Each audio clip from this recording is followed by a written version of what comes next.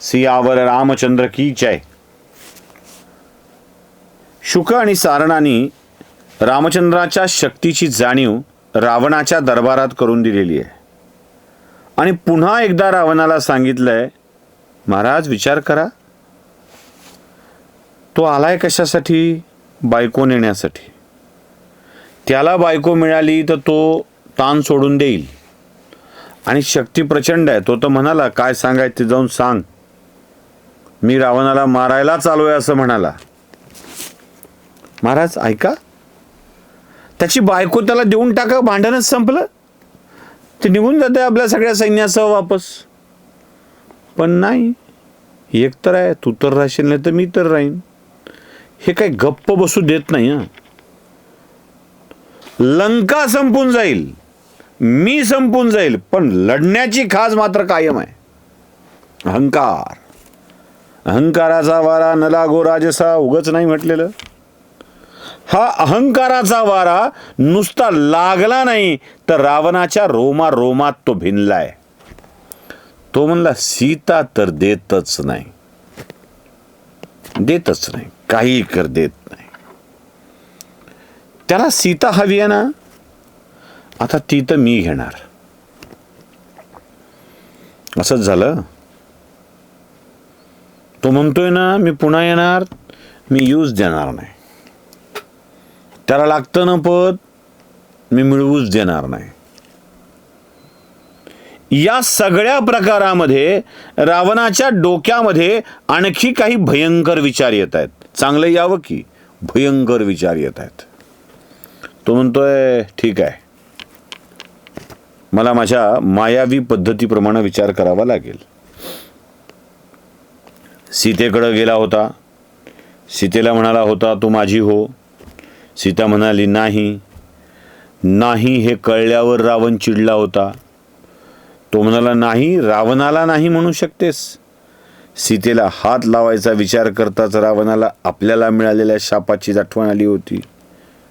त्या रंभेच्या पतीनं दिलेल्या, नलकुबेराने दिलेल्या शापाची आठवण आली. ज्या दिवशी तू स्त्रीला तिच्या मर्जीविरुद्ध शरीर संबंध ठेवण्यासाठी स्पर्श करशील तेव्हा तुझ्या मस्तकाचे तुकडे तुकडे होतील. रावणाची स्थिती अशी, सीता आणली आहे तर खरी, ती स्वीकारायला तयार नाही.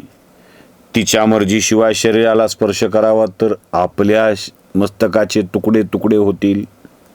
काय करावं, काय करावं? रावण वेगळा विचार करतोय.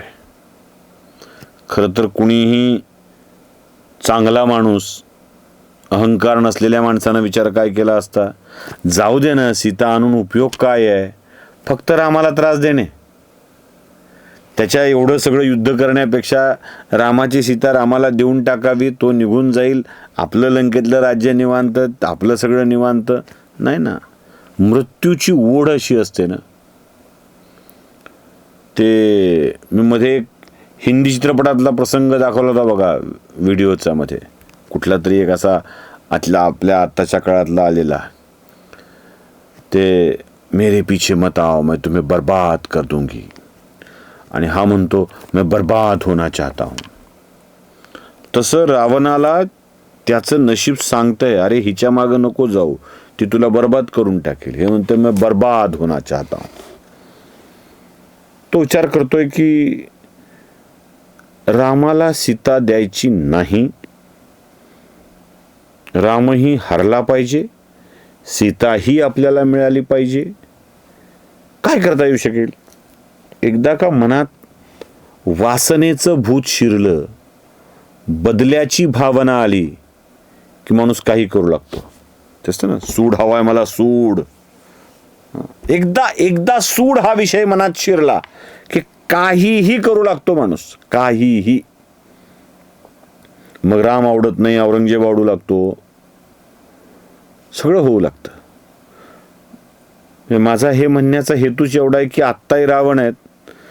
अटलजींची एक कविता फार सुरेख आहे बघा, याला काय समजायचं ते समजा. किस रावण की भुजे काटूं, किस रावण की भुजे काटूं, किस लंका में आग लगा दूं. दर दर लंका दर दर रावण, इतने राम कहाँ से लाऊं, मैं इतने राम कहाँ से लाऊं. क्षणाक्षणाला लंका आणि रावण सापडतोय हो. क्षणाक्षणाला.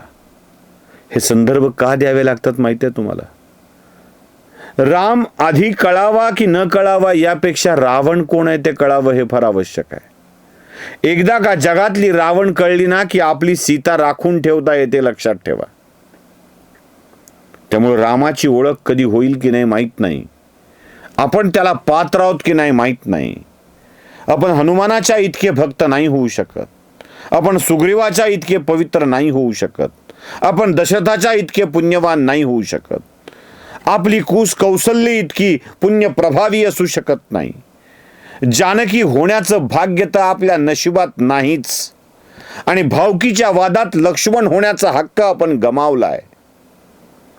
आपण भरत होऊ शकत नाहीत, आपण शत्रुघ्न होऊ शकत नाहीत. राम आएंगे हा विश्वास मनात ठेवून वाट बघणारी शबरी होऊ शकत नाहीत. रामाचा मित्र बनावं अशी शृंगवेरपूरच्या राजा इतकी पात्रता आमच्या अंगात नाही. राम ओळखणं अवघड झालंय या जगामध्ये.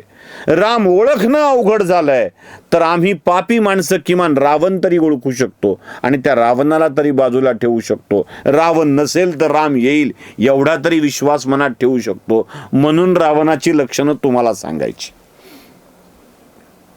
उगाच नाही सांगत रावणाची लक्षणं, उगाच नाही सांगावं लागत. रावण कळला तरी पुरे आहे. वाईट काय हे कळलं तरी पुरे आहे. अहो, आपल्या शेतामधल्या धान्याला चाळणी लावतो ना आपण. शेतातल्या धान्याला चाळणी लावणं आता कुणाला कुठे आठवायला लागलाय. आपण घरातल्या पिठाला चाळतो ना, शेतातल्या धान्याला चाळणी लावतो ना. चाळणी कशी असते बघा. चाळणीतून धान्य पडावं आणि दगड चाळणीत राहावीत, मग दगड फेकून देता येतात.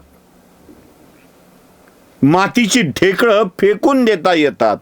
चाळणीत राहिलेलं, चाळणीतून गळून गेलेलं हे ओळखण्याची सवय आहे, असायला हवी.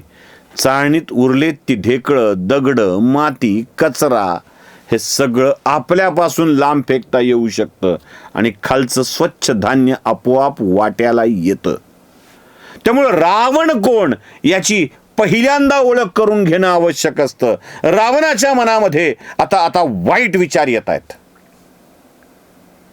ज्याच्या मनात असे वाईट विचार येतात ना तो रावण. जो शरण जाण्याचा विचारच करू शकत नाही तो रावण. आपलं चुकलंय हे मान्यच करत नाही तो रावण. सूड घेण्याच्या भावनेने जो पेटलेला असतो तो रावण. दुसऱ्याच्या हातातलं चांगलं आपल्याला मिळालं पाहिजे हा विचार करतो तो रावण. भावानी बापानी मिळवलेल्या राज्यावर ताबा मिळवतो तो रावण. या रावणाला ओळखता आलं पाहिजे. रावण काढून बाजूला फेकता आला की राम आपल्या वाट्याला आपोआप येतो. चाळणी लावता आली पाहिजे. माझं सांगणं फक्त चाळणी आहे, बाकी काही नाही. म्हणून संदर्भ द्यायचे आत्ता. रावणाच्या डोक्यामध्ये घाणेरडे विचार येऊ लागलेत. तो म्हणाला, राम निघून जावा, सीता आपल्याला मिळावी, आपल्या मस्तकाचे तुकडेही पडू नयेत, यासाठी काही विचार करता येईल का? आणि रावणाच्या डोक्यामध्ये 10 डोक्यांमध्ये 10 पट अधिक वाईट कल्पना येते आहे. आणि ती कल्पना काय आहे ते बघूया पुढच्या भागामध्ये. सियावर रामचंद्र की जय.